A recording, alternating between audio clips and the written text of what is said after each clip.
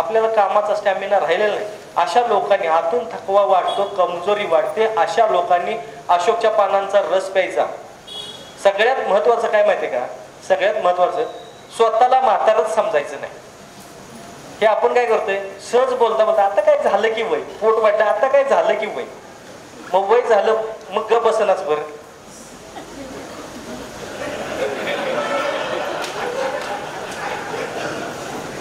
नाही म्हणजे गप घरात बसणं, वय झालं तर घरात बसणं असं म्हणायचं हो. तर ह्या गोष्टी लक्षात ठेवा. पांढरे तीळ, कॅल्शियम भरपूर वाढलं पाहिजे बॉडीमध्ये.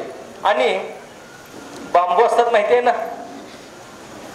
काय म्हणतात इकडं, वेळू बांबू, बांबू आहेत ना, बांबूचे कवळे कोंब येतात ना, हा ते कमीत कमी त्याची भाजी करून छान भाजी होते बरं का. भाजी नसली तर ॲज इट इज जरी खाल तर थोडं गोडसर लागतंय. तर महिन्यातून एकदा का असं ते थोडंसं खायचं बघा, एकदम यंग. आता अजून सांगायचं म्हटलं तर ह्याचं आगाडा माहिती आहे, गणपतीला वाहतात बा. आता तुऱ्या आलेल्या आहेत, तर त्या तुऱ्यांचा 5 तुऱ्या 3 ग्लास पाण्यामध्ये टाकून 1 ग्लास करायचं. हे तुम्ही पण केलं तर चालेल बरं का तुऱ्यांचं. आणि हे आठवून 1 ग्लास करायचं, वस्त्रगाळ करायचं, आणि हे 1 ग्लासभर पाणी गरम गरम सकाळी सकाळी प्यायचं. पोट तर कमी येईलच, पण या 5 दिवस फक्त करायचं, 5 ते 7 दिवस.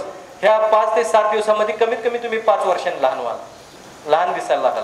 करून बघा, सगळ्यांनी करून बघा ही गोष्ट. आणि आघाड्याच्या पानांचं पण चालतं बरं का, तुरेच पाहिजेत असं काय नाही, पानांचा पण करून प्या, सगळ्यात भारी. तर हे लक्षात ठेवा, सगळ्या महत्वाच्या गोष्टी आहेत.